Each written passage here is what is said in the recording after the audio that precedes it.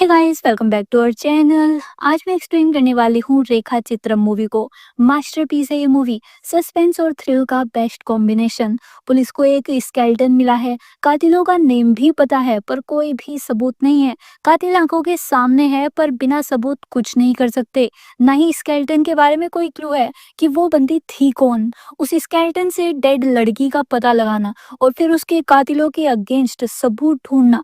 Full movie इसी case के चारों साइड घूमती है। इस मूवी को बिल्कुल मिस मत करना, एक बार इस मूवी को जरूर देखना। अभी बिना टाइम वेस्ट किए सीधा स्टोरी एक्सप्लेन करती हूँ।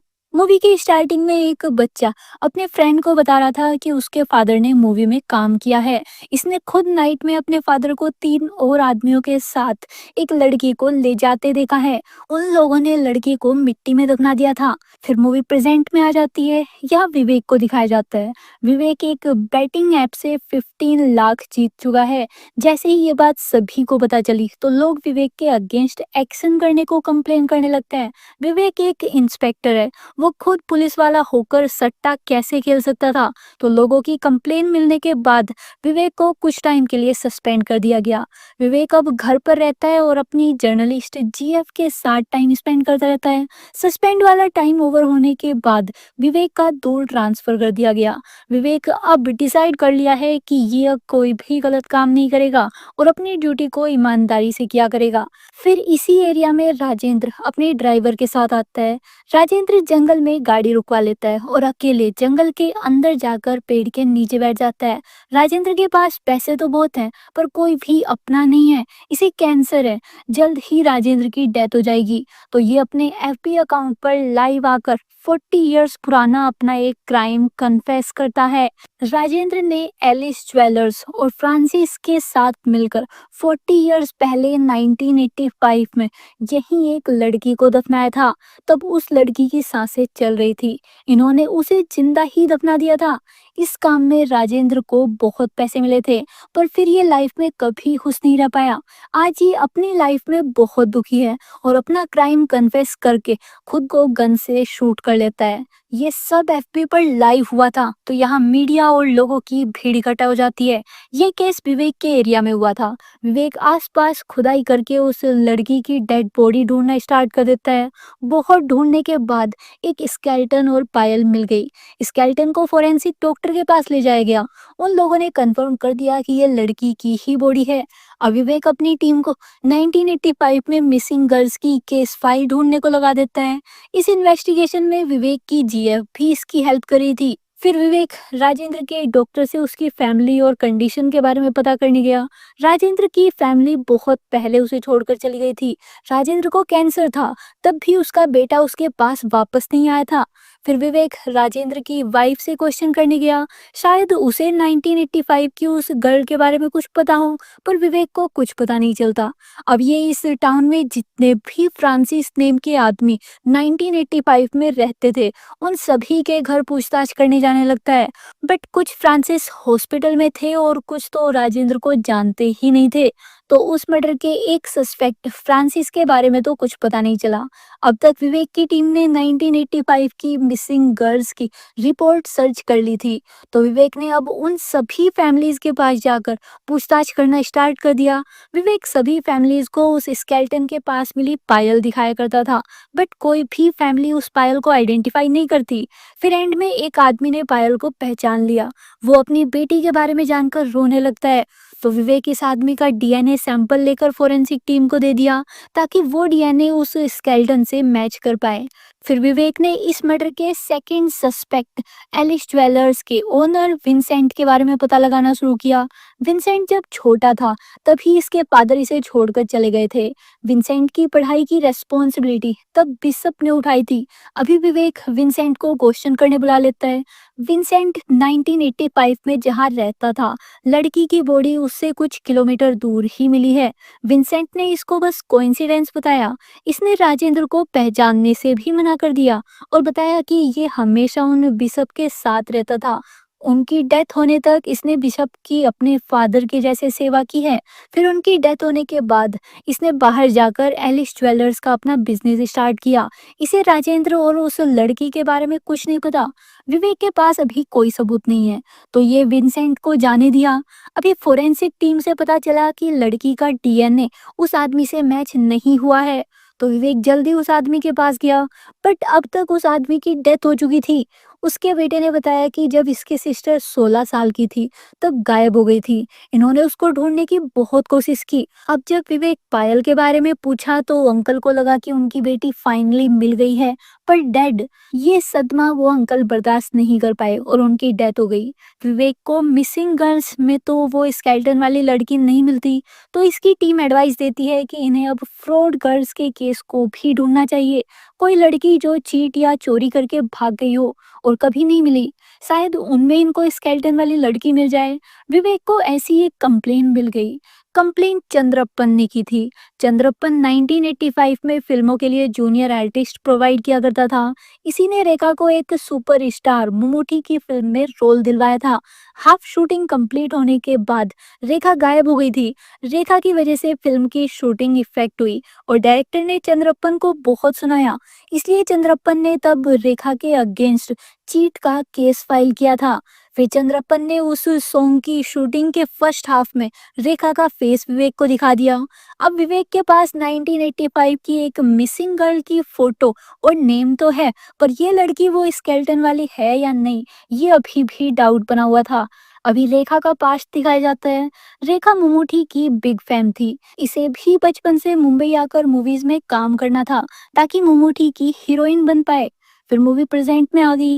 विवेक फोरेंसिक टीम से उस स्केलेटन वाली लड़की का स्केच रेडी कराता है ताकि रेखा के फेस से उसे मैच करके चेक कर पाए। स्केच रेखा का ही था। अब विवेक को उस डेड लड़की के बारे में क्लू मिल गया था। ये उस वीडियो के अदर साइड आर्टिस्ट के बारे में पता करने लगता है। शायद उनसे रेखा के बारे में और बातें पता चल पाए। पर उस टीम से बस एक ही लेडी मिली। उसने बताया कि रेखा उन्हीं के साथ ममूटी की फिल्म में साइड रोल करने आई थी, पर वहीं से गायब हो गई। वो कभी इनके साथ वापस गई ही नहीं। फिर विवेक उस फिल्म के डायरेक्टर कमल से क्वेश्चन करने गया। कमल को भी रेखा के बारे में कुछ नहीं पता था। रेखा ने बस हाफ सॉन्ग की शूटिंग करी और फिर नाइट में गायब हो गई। इससे ज्यादा यहाँ भी कुछ पता नहीं चलता। उधर विंसेंट को उसके लॉयर ने रेखा का वो स्केलेटन वाला स्केच दिखाया। विंसेंट रेखा को देखकर शॉक हो गया।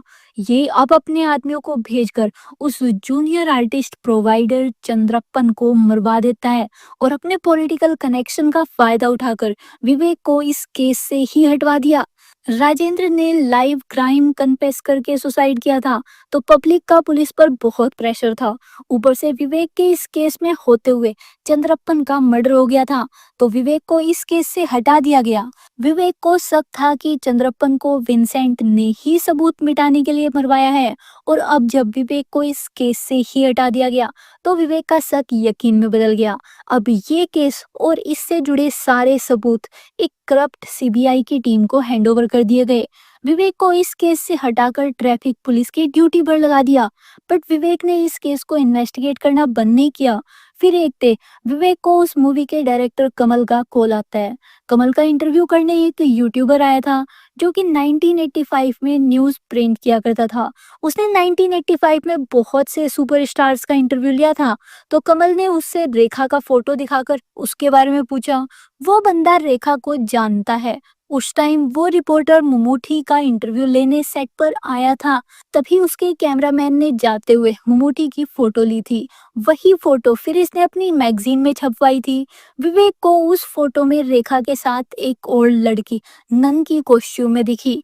अब ये उन जूनियर आर्टिस्ट की उस टीम मेंबर से रेखा के पास खड़ी उस लड़की के बारे में पूछने गया। वो लड़की सच में नन ही थी, वो कोई आर्टिस्ट नहीं थी। तो विवेक अब उस नन के बारे में पता करके उससे क्वेश्चन करने गया। नन ने बताया कि डे में सॉन्ग की प्रैक्टिस करने के बाद गर्ल्स लंच कर रही थी।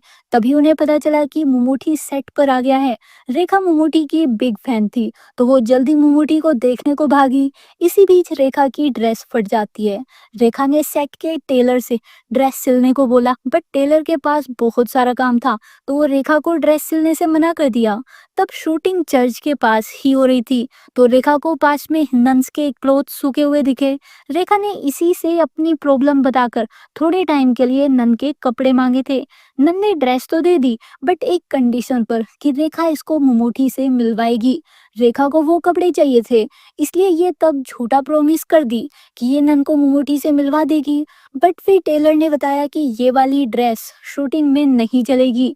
तो रेखा ड्रेस वापस करने आई और सच बताती है कि वो मूवी में एक जूनियर आर्टिस्ट है, वो खुद ममूटी से नहीं मिल सकती तो नन को कैसे मिलाएगी। नन तब रेखा पर गुस्सा नहीं हुई, ये रेखा के साथ तभी ममूटी को दूर से देखने चली गई। ये वही सीन था जब वो रिपोर्टर ममूटी का इंटरव्यू लेने आया था, तब ये दोनों ममूटी को देखने आई थी। फिर नाइट में अगेन शूटिंग स्टार्ट हुई, पर अचानक से बारिश शुरू हो गई, तो शूटिंग रोकनी पड़ी। तब नन ने रेखा को अपने साथ चर्च में चलने का ऑफर दिया। रेखा आज रात इनके साथ रह सकती थी। रेखा मान गई। फिर डिनर में सभी नन्स नॉनवेज खा रही थी, पर रेखा नॉनवेज नहीं खाती, तो इसने कुछ और खाया। फिर सोने के लिए रेखा को इनकी हेड मदर का रूम दिया गया। आज मदर किसी काम से बाहर गई हुई थी। रेखा बहुत अच्छी लड़की लग रही थी, पर जब मॉर्निंग में उठे तो देखा कि चर्च का सारा पैसा गायब था, और रेखा भी। रेखा चर्च का सारा पैसा चोरी करके भाग गई थी। इन्होंने वो लाखों रुपए हॉस्टल बनवाने के लिए डोनेशन से कलेक्ट किए थे। अगर तब पैसे चोरी होने की रिपोर्ट कराते, तो लोग चर्च को डोनेट करना ही बंद कर देते, क्योंकि चर्च पैसे सेफ नहीं रख पाया। इसलिए इन्होंने पुलिस को अनऑफिशियली रेखा को ढूंढने को बोला था, पर पुलिस रेखा को नहीं ढूंढ पाई। अब विवेक उस टाइम चर्च में कौन कौन था, उन सभी के बारे में पूछता है। नन ने बताया कि तब पुष्पम यहाँ कुक का काम करती थी, और थंगम्मा अपने हस्बैंड के साथ साफ सफाई किया करती थी। थंगम्मा और उसके हस्बैंड की अभी कुछ वीक्स पहले डेथ हो गई है, और पुष्पम उस चोरी के 3 मंथ्स बाद काम छोड़कर चली गई थी। उससे चर्च के स्ट्रिक्ट रूल्स फॉलो नहीं हो पाए। अभी नन ने विवेक को थंगम्मा के बेटे का एड्रेस दे दिया। फिर विवेक को अपने जूनियर्स से पता चला कि राजेंद्र की डेथ से पहले कोई उसे बार बार कॉल करके ब्लैकमेल किया करता था। विवेक उस नंबर की लोकेशन को फॉलो करता है। ये ब्लैकमेलर थंगम्मा का बेटा ही था। विवेक इसे बहुत मारता है और पूरा सच पूछता है। मूवी की स्टार्टिंग में जिस बच्चे ने अपने फादर को 3 आदमियों के साथ एक लड़की को दफनाते देखा था, वो यही था। तब इसके फादर ने इसे बताया था कि ये एक मूवी का सीन था, सच में उसने किसी लड़की को नहीं मारा है। फिर जब वो मूवी रिलीज हुई, बच्चे ने पूरी मूवी में अपने फादर का वो सीन ढूंढा, पर इसको नहीं मिला। जब ये बड़ा हुआ तो समझ गया कि वो कोई मूवी का सीन नहीं था। इसके फादर ने सच में 3 आदमियों के साथ मिलकर एक लड़की को मारा था। तो इसने अपने फादर को शराब पिलाकर सारा सच निकलवाया। 1985 में इसके फादर को उस लड़की को दफनाने के लिए बहुत सारे पैसे मिले थे, पर अब वो पैसे खत्म हो गए थे। तो इसने राजेंद्र को ब्लैकमेल करके पैसे निकलवाना शुरू कर दिया। फिर एक डे राजेंद्र ने सुसाइड कर लिया, और उस कन्फेशन में इसके फादर का नेम नहीं लिया, क्योंकि उनकी तो पहले ही नेचुरली डेथ हो चुकी थी। अभी विवेक अपने सीनियर के पास जाकर सारा सच बता देता है, और इस केस को आगे इन्वेस्टिगेट करने को परमिशन भी ले लेता है। फिर जब ये ब्लैकमेलर को गवाह के तौर पर लेने आया, तब तक विंसेंट ने उसे भी जान से मरवा दिया था। विंसेंट अब तक विवेक की सभी हरकतों पर नजर रख रहा था, वो सारे सबूत मिटाता जा रहा था। अभी विवेक के पास इस मूवी की लास्ट कड़ी भी खत्म हो गई।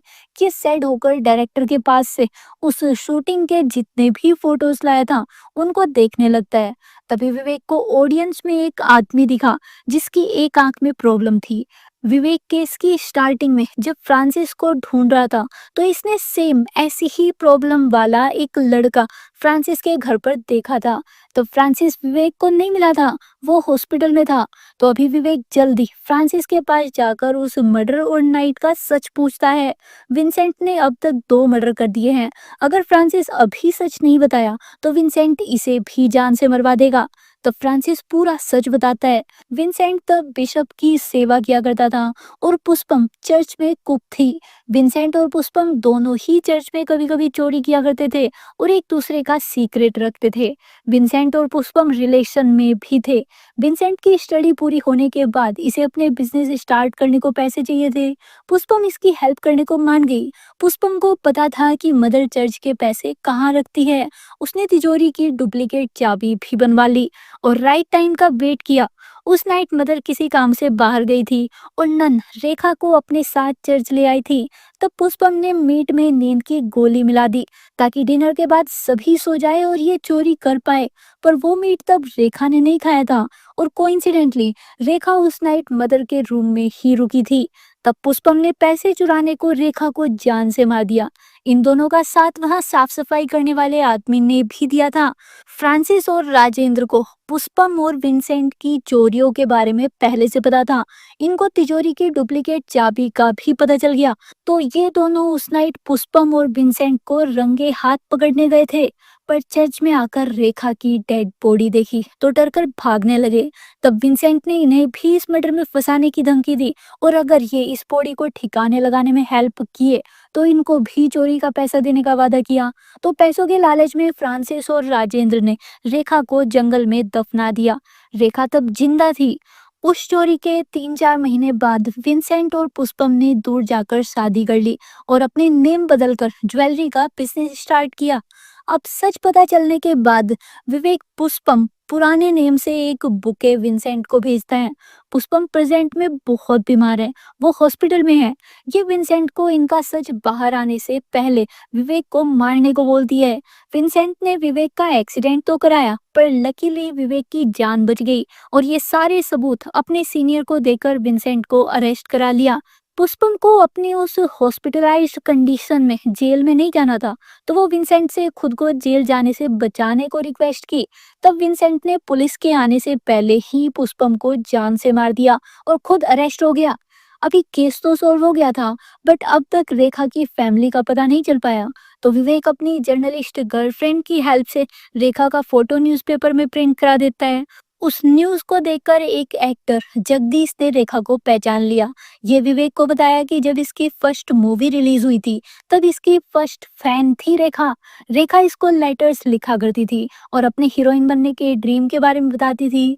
जगदीश का तभी कोई न्यू फैन बना था तो ये रेखा के लेटर्स का रिप्लाई किया करता था और उसको अपनी स्टडीज पर फोकस करने की एडवाइस भी दिया करता था। पर फिर रेखा के लेटर्स आने बंद हो गए। जगदीश विवेक को रेखा का एड्रेस दे देता है। विवेक उस एड्रेस पर रेखा की सिस्टर को मिला। 1985 में रेखा लेटर्स के थ्रू जगदीश से बातें किया करती थी। उन लेटर्स के बारे में रेखा के फादर को पता चल गया और वे रेखा को बहुत धमकाए। उसी नाइट रेखा घर छोड़कर चली गई। अभी विवेक रेखा की पायल इसकी सिस्टर को देता है और रेखा की बॉडी यहीं लाकर दफना दी गई। इसी के साथ मूवी एंड हो जाती है। आप अपना ओपिनियन भी हमारे साथ कमेंट में जरूर शेयर कीजिए ताकि इस चैनल पर हम आप लोगों की डिमांड वाला कंटेंट ही ला सके। इसके अलावा आज हम आपके लिए एक बेस्ट डील लेकर आए हैं। ऑनलाइन शॉपिंग तो आप लोग करते ही होंगे, तो कैसा होगा अगर आपको जो ऑनलाइन सामान खरीदता है वो हम आपको उसी ऑनलाइन प्लेटफॉर्म से डिस्काउंट में अवेलेबल कराएं। हमारा ट्रस्टेड टेलीग्राम चैनल है जहां हम डिस्काउंट वाले प्रोडक्ट्स का लिंक डेली शेयर करते रहते हैं। हमारा काम बस आप लोगों तक बेस्ट प्रोडक्ट्स को लो प्राइस पर ढूंढ कर लाना है। आपको हमारे चैनल पर बहुत सारे ऑप्शंस देखने को मिल जाएंगे। इसके अलावा आपके शॉपिंग करने पर एक लकी मेंबर को हम भी कोई ना कोई गिफ्ट प्रोवाइड कराते रहते हैं। आपको बस अपनी नीड के अकॉर्डिंग हमारे टेलीग्राम चैनल से डिस्काउंट प्रोडक्ट को बाई करना है और फिर हमें उसके बारे में कमेंट में बताना है। हम एक कमेंट को तभी रिप्लाई में एक मूवी का वाउचर या कोई भी ओटीटी प्लेटफॉर्म का 1 मंथ का सब्सक्रिप्शन टोटली फ्री देंगे। तो आप लोग जल्दी से डिस्क्रिप्शन बॉक्स में दिए गए लिंक से या पिन कमेंट के लिंक से हमारे टेलीग्राम चैनल को ज्वाइन कर लो। इसमें बस आप लोगों का ही बेनिफिट है। तो मिलते हैं नेक्स्ट वीडियो में। बाय।